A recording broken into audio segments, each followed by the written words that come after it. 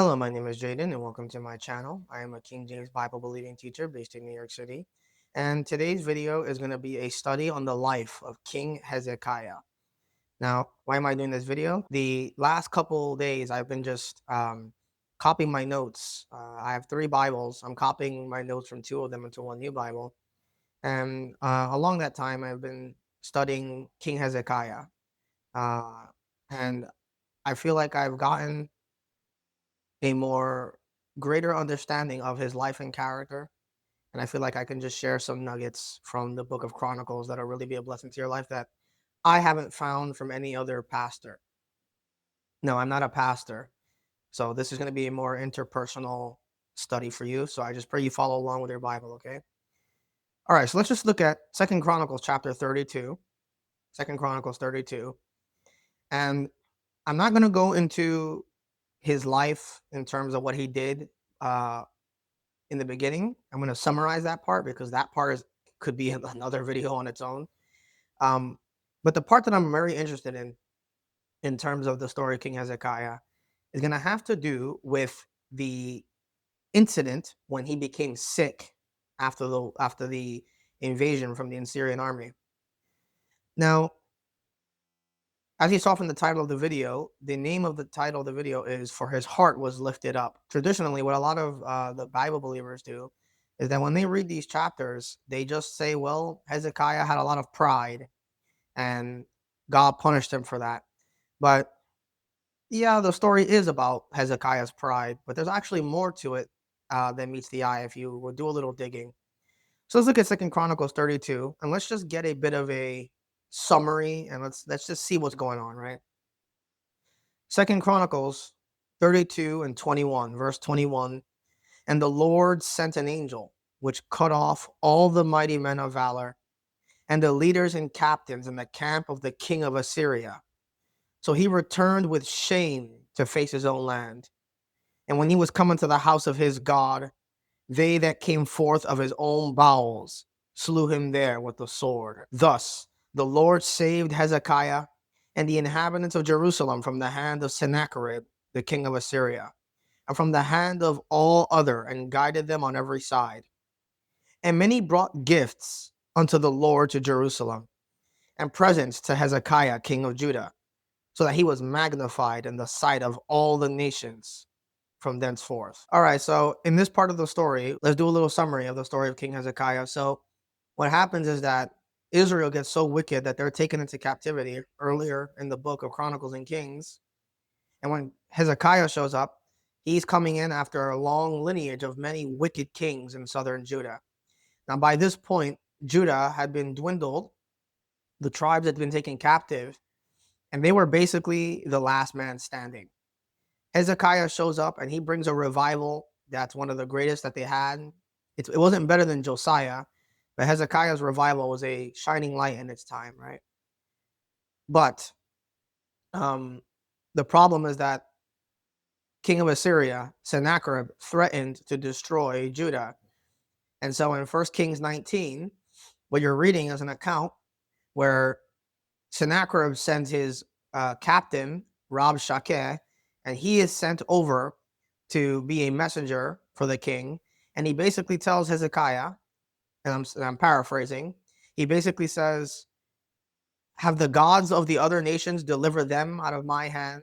So who is your God, referring to the God of Israel, that can deliver you out of mine hand, right?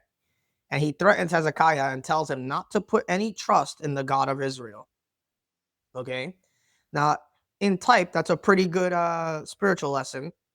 We'll make a little pit stop, a spiritual lesson on how the world will treat you. They'll say, well, who is your God that he's going to help you and do this and that for you? And the world will try to convince you that God is not going to do anything for you because they can't see him, and the world is very physical. So the world always looks at things about what can be done physically, and they underestimate what Jehovah can do, right? So after Hezekiah goes through this incident with Sennacherib, he prays to God to save him, and God sends the angel of the Lord, and the angel of the Lord destroys the entire Assyrian army, right? And then you read here in verse 23 that Hezekiah was magnified in the sight of all the nations from thenceforth. See that? I'm just trying to build up to something, okay? Now notice this. In those days, verse 24, Hezekiah was sick to the death and prayed unto the Lord. And he spake unto him and gave him a sign. What was the sign? We'll talk about that. But Hezekiah rendered not again according to the benefit done unto him. For why? His heart was lifted up. Therefore there was wrath upon him and upon Judah and Jerusalem. Notwithstanding, Hezekiah humbled himself for the pride of his heart, both he and the inhabitants of Jerusalem, so that the wrath of the Lord came not upon them in the days of Hezekiah. Notice the strange wording here. It says that his heart was lifted up in verse 25, but then it says in verse 26 that he humbled himself. But I want you to notice something. It's going to say in verse 31, it's going to say in verse 31, after he did all this stuff, he was being arrogant. I'm going to go into that in a minute. Howbeit in the business of the ambassadors of the princes of Babylon, who sent unto him to inquire of the wonder that was done in the land, God left him to try that he might know all that was in his heart. Do you see how strange this verse is? God had already tested Hezekiah when he allowed Sennacherib to challenge Judah. God had already challenged Hezekiah when he allowed him to get sick, and then Hezekiah prayed to God to get the healing. But then it says in verse 25 that his heart was lifted up. But then it says in verse 26 that Hezekiah humbled himself for the pride of his heart. So why would God allow the ambassadors to try him a third time, right? It says, for what reason? That he might know all that was in his heart. Have you ever noticed that in Chronicles? Now let's talk about this phrase here. Before we go into the specifics, let's talk about this phrase here in verse 25. It says, but Hezekiah rendered not again according to the benefit done unto him, for his heart was lifted up.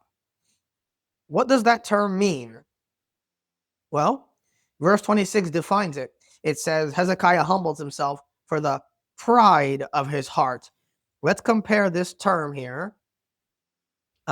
His heart was lifted up. And when we compare this term, let's look at other examples of when this shows up and see what the common pattern is. So let's look at 2 Chronicles 26. Let's look at 2 Chronicles 26. 2 Chronicles 26. This is King Uzziah.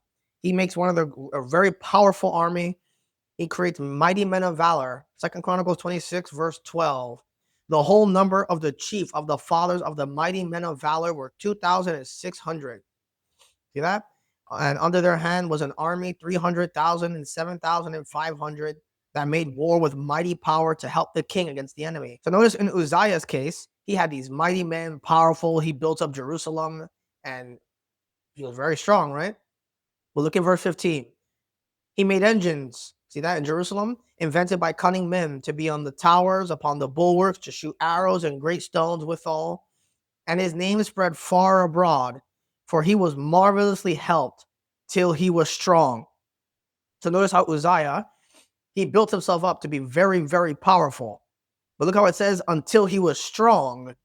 Verse 16, but what happened? But when he was strong, his heart was lifted up to his destruction. Notice this. It's when the person is made strong and blessed by God and used by God that the person's lifted up in pride. So that term, his heart was lifted up, is telling you that the person becomes prideful. See that? So it was when God gave him the army and the powerful host, and he gave him the bulwarks, and he upgraded Jerusalem. It says he did all this until he was strong. But the moment he gained that power, his heart was lifted up to his own destruction. And what did he do? He transgressed against the Lord his God. Now, what did he do?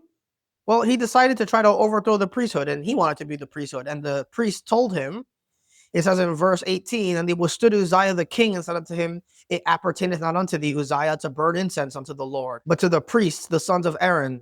See that? Uzziah was trying to do the priesthood. And the Levites were like, dude, what are you doing? Right? Now, how does Uzziah react? Verse 19, Uzziah was wroth. He was angry. So he's in this pride. Uzziah has this pride when he became strong. And the moment he became strong, his heart was lifted up.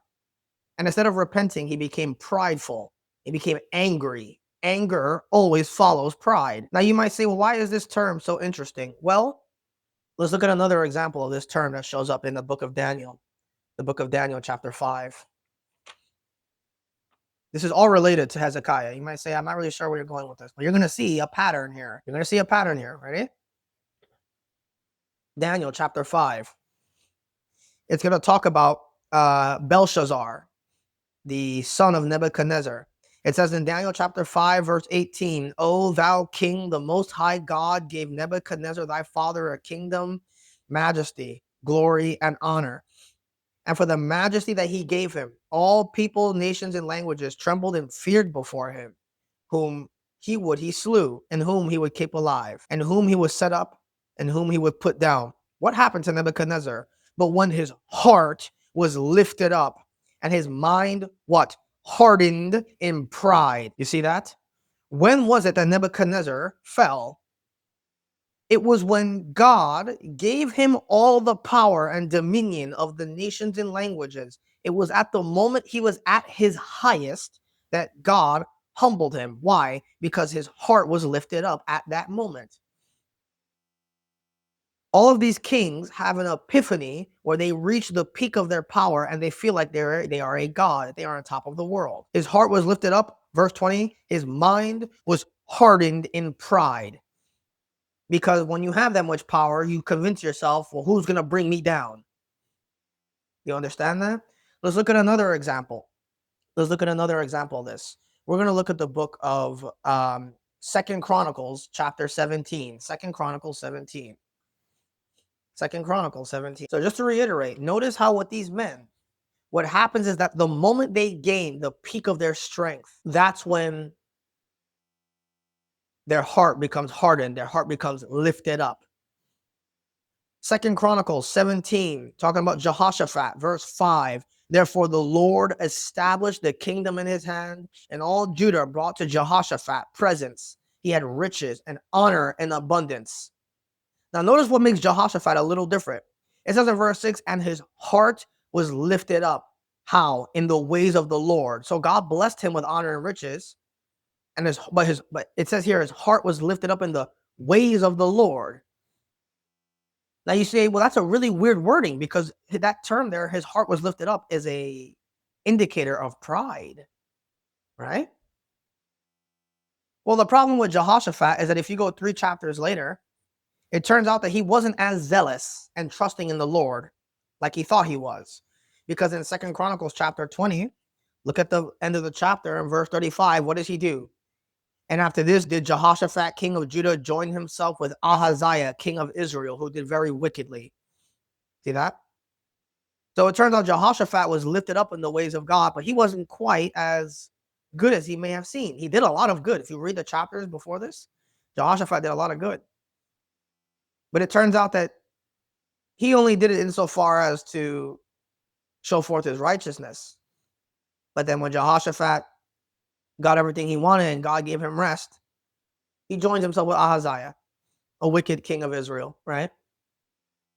So even though Jehoshaphat doesn't display the obvious pride of the other men, it turns out that in chapter 17, when it says his heart was lifted up in the ways of the Lord, the pride is still there. His heart is pride. He has pride in what he's doing for God. Because if he was genuine with his relationship with God, he wouldn't have joined himself with Ahaziah. He knew the northern Israel kings were wicked. So this term, his heart was lifted up, is always negative.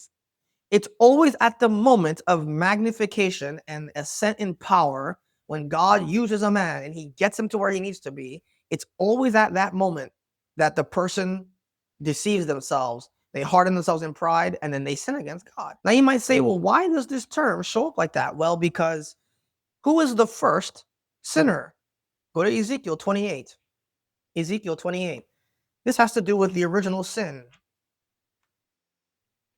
The original sin. Ezekiel chapter 28. Who's this? This is the devil. Verse 16. By the multitude of thy merchandise, they have filled the midst of thee with violence, and thou hast sinned. I will cast thee as profane out of the mountain of God, right? What did the devil do? Verse 17, thine heart was lifted up because of thy beauty. Thou hast corrupted thy wisdom by reason of thy brightness. You see that? The devil's problem was pride because his heart was lifted up. So all of these men are put in a similar position as the devil, where God magnifies him. God did magnify the Lucifer. He made him beautiful. He gave him the tabrets. He gave him the diamond gemstones and all that stuff, right?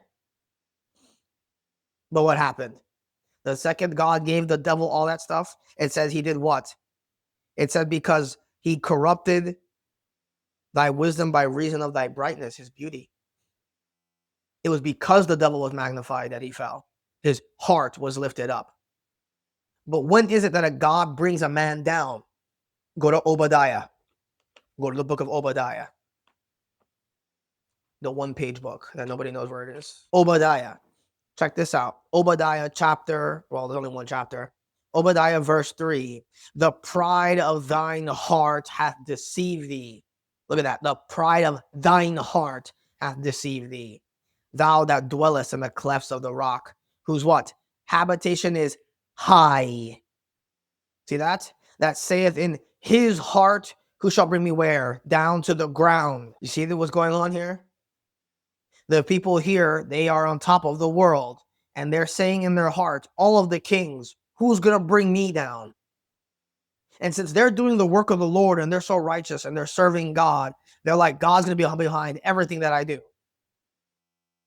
But he says in Obadiah here, the pride of thine heart hath deceived thee. Verse 4, though thou exalt thyself as the eagle, and though thou set thy nest among the stars, thence will I bring thee down.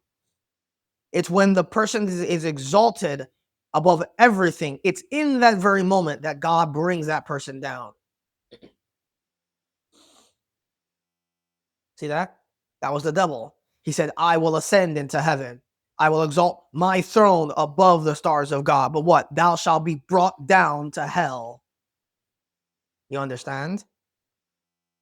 So notice with all these kings and the devil and Nebuchadnezzar and Jehoshaphat and all these guys, it's at the moment that they are magnified by God, that they are used by God, that they deceive themselves in pride and they harden their heart.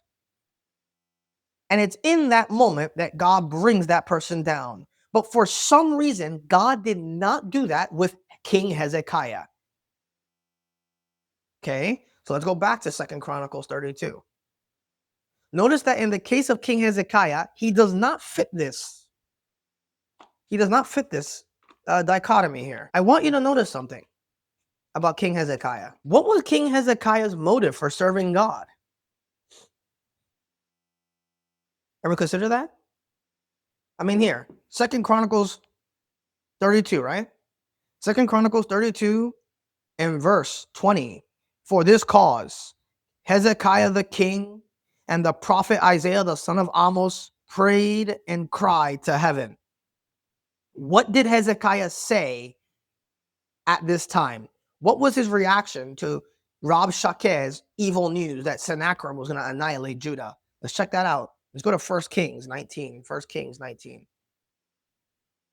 Look how Hezekiah reacted the moment he was threatened. 2 Kings 19, actually. 2 Kings 19. Kings 19 and verse 1. And it came to pass when King Hezekiah heard it, that he rent his clothes. Very, very repentant. He covered himself with sackcloth and went into the house of the Lord. He sent Eliakim, which was over the household, and Shebna the scribe, and the elders of the priests, covered with sackcloth, to Isaiah the prophet, the son of Amos. And they said unto him, thus saith Hezekiah, this day is a day of trouble and rebuke and blasphemy, for the children are come to the birth, and there is not strength to bring forth. Look what Hezekiah told them to tell him. It may be that the Lord thy God will hear all the words of Rabshakeh, whom the king of Assyria, his master, had sent to reproach the living God. and will reprove the words which the Lord thy God hath heard. You see that? Hezekiah told them, go talk to Isaiah. It may be that the Lord God of Israel, he's going to come and protect us. So notice that Hezekiah didn't go and trust in any outward other army. He didn't trust in some other nation. His immediate reaction was to put on sackcloth, go in the temple, and then he told them it may be that the Lord God will hear us. That's very righteous, right? Now, in all the other kings, when they get the victory from God, they immediately go and destroy themselves, right? Go back to 2 Chronicles 32 so you can understand what I'm talking about here. 2 Chronicles 32, in verse 21, the Lord sent an angel, right? And cut off all the mighty men of valor. Now notice, in verse 23, when God saves Hezekiah, it says, and many brought gifts unto the Lord to Jerusalem and presents to Hezekiah, king of Judah, so that he was what? Magnified in the sight of all nations. Now, in every previous case, when God magnified somebody, what happened? They immediately went and destroyed themselves. But not Hezekiah. Not Hezekiah. So is Hezekiah really as righteous as we thought he was? Verse 24, in those days Hezekiah was sick to the death. Did Hezekiah did he become bitter like Asa and he went to the physicians? He didn't want to go to God for help? No. Look what he does. He prayed unto the Lord and spake unto him and gave him a sign. Instead of trusting in some other thing, Hezekiah immediately goes and he trusts in the Lord again. Right? Now, what is the sign? Well, let's look at the sign real quick. It's going to be in Isaiah 38 or 39. Isaiah. Let's look at the sign that Hezekiah asked for. It's going to say in verse, Isaiah, or rather chapter 38, Isaiah 38. And it says, here's the prayer, verse 3. Remember, O Lord, I beseech thee, how I have walked before thee in truth and with a perfect heart, and have done that which is good in thy sight. And Hezekiah wept sore. See what he's doing? He's saying, Lord, remember my works. I walked with thee in truth and with a perfect heart, right? Are you guys going to let me die? So in verse 5, God says, go and say to Hezekiah, thus saith the Lord, the God of thy father, I have heard thy prayer. I have seen thy tears. I will add unto thy days 15 years. See that? Now what's the sign? Verse 8, I will bring again the shadow of the degrees, which has gone down in the sundial of Ahaz, 10 degrees backwards. So God made the sun go back 45 minutes, right? Okay. Now I want you to consider something.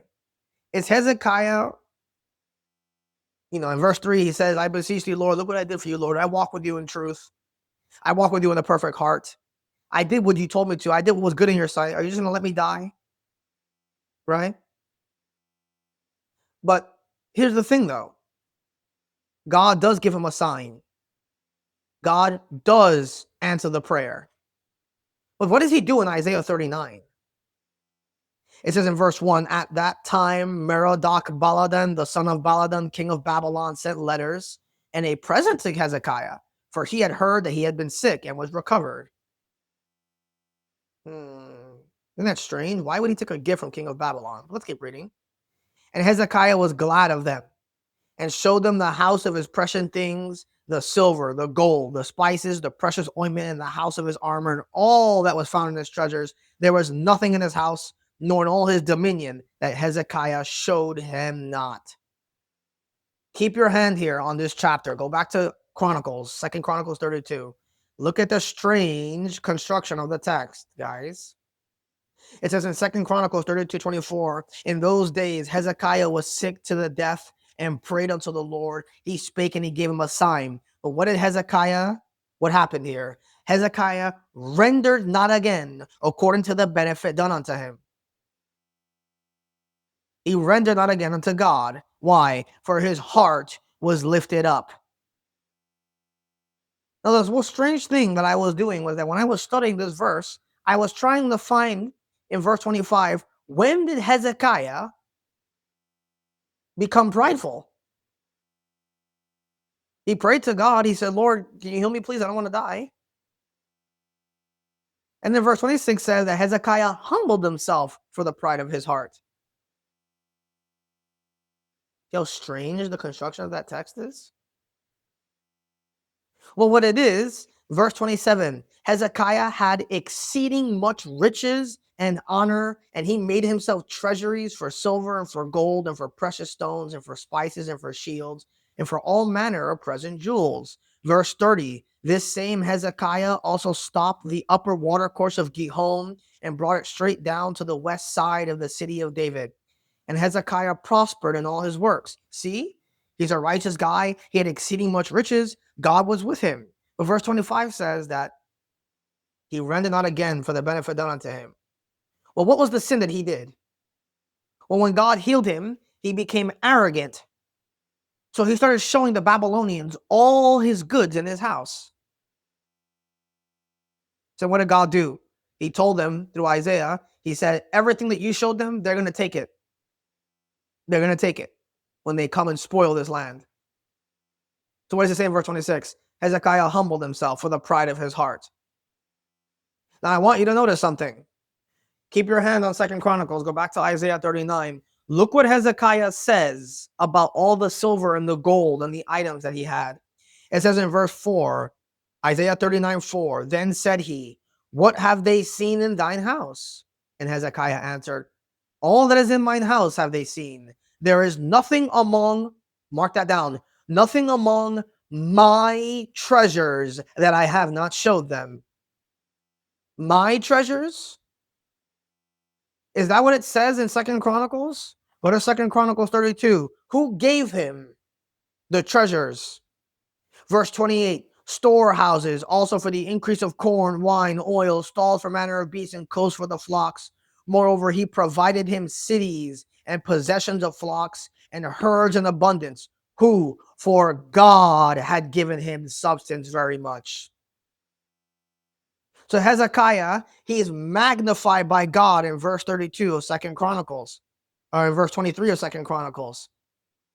He's so righteous. He prayed to God. He put the sackcloth on. He told the Lord, Rabshakeh is going to destroy us. Please save us. God destroys them. He gets sick and he goes to God and he says, Lord, I want to die. Please heal me. I'm very scared and this and that. So God heals him. But God saw that there was something else in his heart. So it says in verse 31, howbeit in the business of the ambassadors of the princes of Babylon, who sent unto him to inquire of the wonder that was done in the land, God left him to try him, that he might know all that was in his heart. Was King Hezekiah really as righteous as we thought he was? Was he this man that trusted in the Lord and he was going to let the angel of the Lord slew his enemies and he trusted in the God of Israel to heal him from his diseases? Was he really that kind of man? No, he wasn't.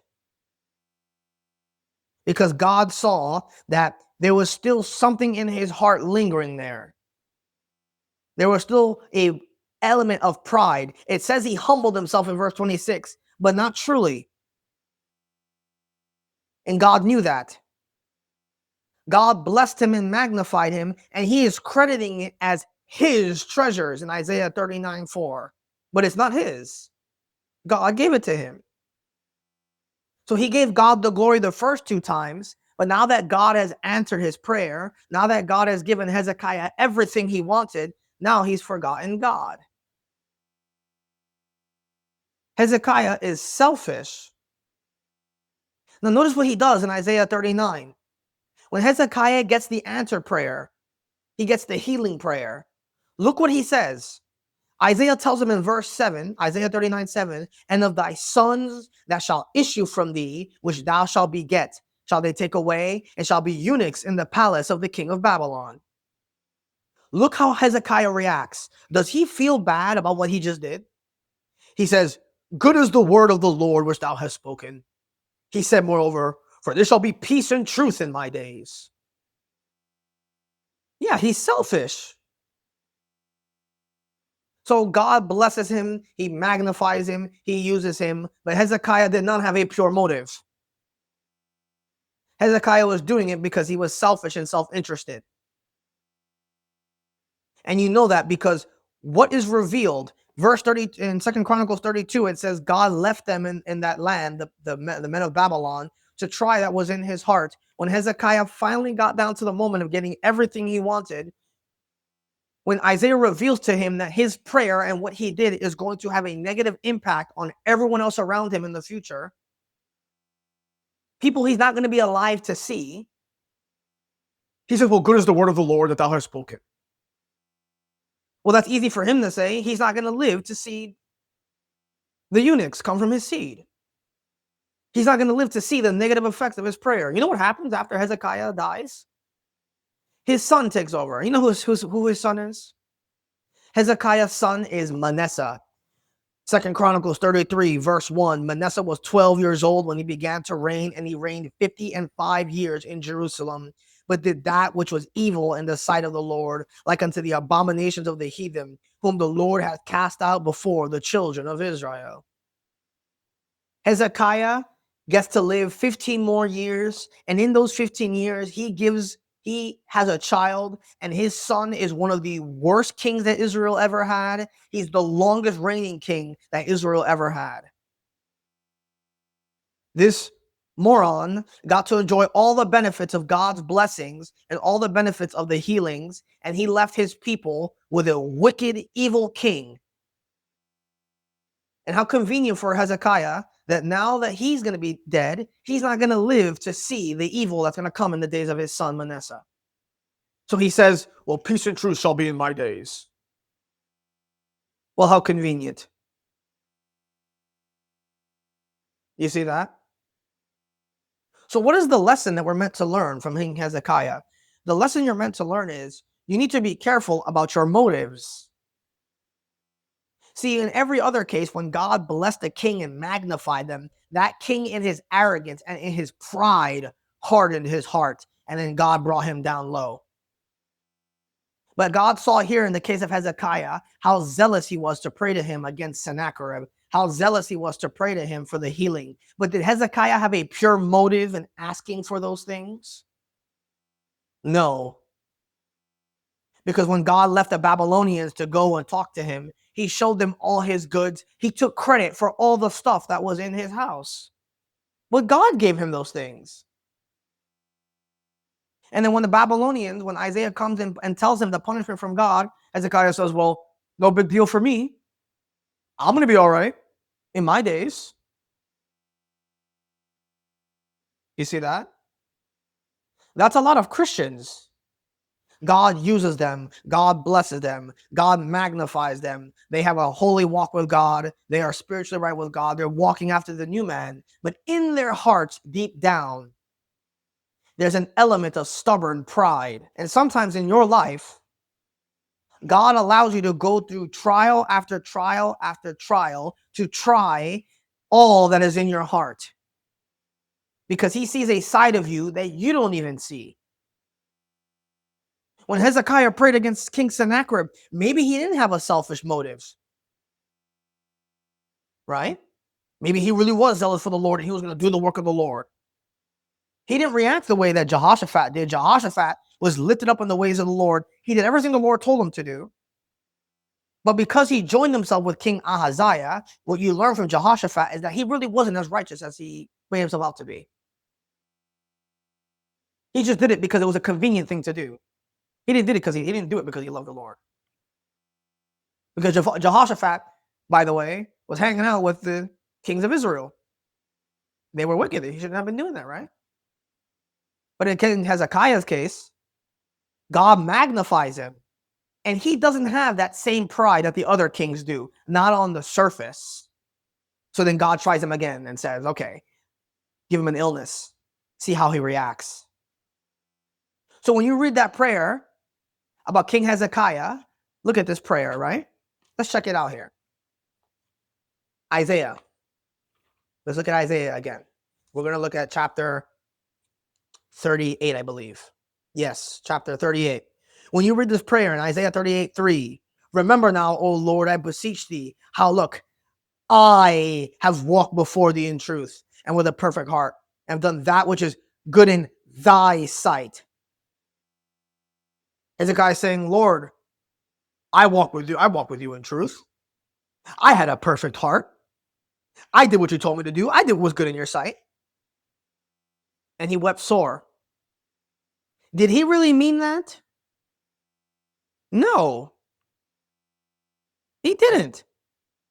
Because his response to Isaiah shows you that he was selfish the whole time. Was his reaction to Isaiah, oh my God, Lord, Isaiah, I'm so sorry for this and that? He didn't humble himself. He said, well, not my problem. I'll have good and peace in my days. I'm not going to say the evil. Which means that this prayer in Isaiah 38:3, when he's asking for the healing, is not genuine. You see how that goes? Now watch this. Let's look in Isaiah 38. This is the writing of King Hezekiah. Verse 9, when he had been sick and was recovered. Verse 10, I said, in the cutting off of my days, I shall go to the gates of the grave. I am deprived of the residue of my years. I said, I shall not see the Lord, even the Lord in the land of the living. I shall behold man no more with the inhabitants of the world. Mine age is departed and is removed from me as a shepherd's tent. I have cut off my weaver's life. He will cut me off with the pining sickness, and from day to night wilt thou make an end of me. This is a very repentant prayer, right? He's very thankful, right? Verse 19, the living, he shall praise thee as I do this day. The father to the children shall make known thy truth. The Lord was ready to save me. Therefore we will sing my songs to the stringed instruments all the days of our life in the house of the Lord. Look how righteous this prayer is. He's giving God the glory. He's giving him the preferential treatment. He's magnifying God. He's saying the Lord was ready to save me. God's will was not to destroy me and allow me to go through this hardship. Yeah, did he believe any of that? No, he didn't. Because in 39:8, he says, good is the word of the Lord which thou hast spoken. There's going to be peace and truth in my days. King Hezekiah's pride is meant to show you something. 2 Chronicles 32. 2 Chronicles 32. The story of King Hezekiah is meant to show you that the men who look like they're the most right with God, the men who are doing the most for God, they may not always be having the correct motive. You understand? Hezekiah looks like he's doing everything on paper. He looks like, finally, we have a king that's not like Jehoshaphat. We have a king that's not like Uzziah. Hezekiah's not going to be like the devil. He's not going to be like Nebuchadnezzar, but he's exactly like all those men. His pride is just more rooted. It's more deep. It's more personal. It's more selfish. Because in verse 31, howbeit in the business of the ambassadors of the princes of Babylon who sent unto him to inquire of the wonder that was done in the land, God left him to try him, Hezekiah, that he might know all that was in his heart. Sometimes you think you're doing things for good reasons, and you don't even really know why you're doing those things. You have no idea. You think, just like Hezekiah, you're doing it for the right reasons. And God tries you, and he puts you through more trials to really reveal to you what your problem is. And I'm making this type of video because as I was studying this reminds me a lot of the King James Bible believers. I'm out there serving the Lord. I'm out there being an active witness. I'm out there keeping the commandments of God. I'm living holy. I'm in my Bible every day. I pray every day. I go to church every day. When I get sick, I pray to the Lord for faith that he's going to heal me. When I lose my job, I go to the Lord and I know he's going to answer the prayer, and he does answer the prayer. And God magnifies you. He does use you. But then something happens to try all that is in your heart. There's still something there that God sees that you don't see. Right? That's true for everybody. And the closer you are to God and his word, the more privy you are to this. Remember that Jehoshaphat was lifted up in the ways of the Lord. His heart was lifted up in the ways of the Lord. That's not a good thing. Because that term, his heart was lifted up, is an indicator of pride. I showed you like 5 passages on that. right? Let me show you another example of that. Go to the book of Daniel. The book of Daniel. Book of Daniel 11. Daniel 11. I'll show you one more example of that. Daniel 11. This is the prophecy in the intertestamental period. Daniel chapter 11. Daniel 11, verse 11, and the king of the south, Ptolemy, shall be moved with choler, and shall come forth and fight with him, even the king of the north. He shall set forth a great multitude, but the multitude shall be given into his hand. See that? The multitude, they're going to get defeated. And when he had taken away the multitude, what happens? His heart shall be lifted up. Every time this term shows up, it's an indicator of a hardened heart and pride. But if you look in 2 Chronicles 32 about Hezekiah, verse 25, it says he reigned not again according to the benefit done unto him, for his heart was lifted up when he showed all the men in Babylon his stuff. Now it says he humbled himself for the pride of his heart. But that was not genuine humility. See that? So you always want to test. If you're those people if you're that person who's really trying to get right with God, you're really trying to get close to God, you always have to be very careful about your heart. See that? Because you might be like Hezekiah. You might be doing all the right things, but there's an element of pride in there, or there's an element of self-deception, right? A lot of people don't realize the effect, the invisible effect they have on people. Somebody is always watching you and seeing what you're doing, and they look up to you from a distance. You may not even know that. A lot of pastors, Bible-believing pastors, they have secret watcher. They're watching these men, and they're learning from these men. But even you, as a regular Christian, people are watching you. You don't think they are. You understand? I'm not talking about when you're speaking with authority from the King James Bible. That's not what I'm talking about. I'm talking about you're that person that's really mostly trying to walk the walk. But God might be putting you through some stuff to try what's in your heart. Hezekiah reacted all the right ways every time. But when his actions had a negative effect on everybody else except him, it truly came out of him what his desire was. He didn't care. Because it didn't affect him. Right? You don't want to be that kind of Christian. Right? So, anyway, I pray you got a blessing from it. It was just a little study. So, I'll close it on there. Grace be to you all.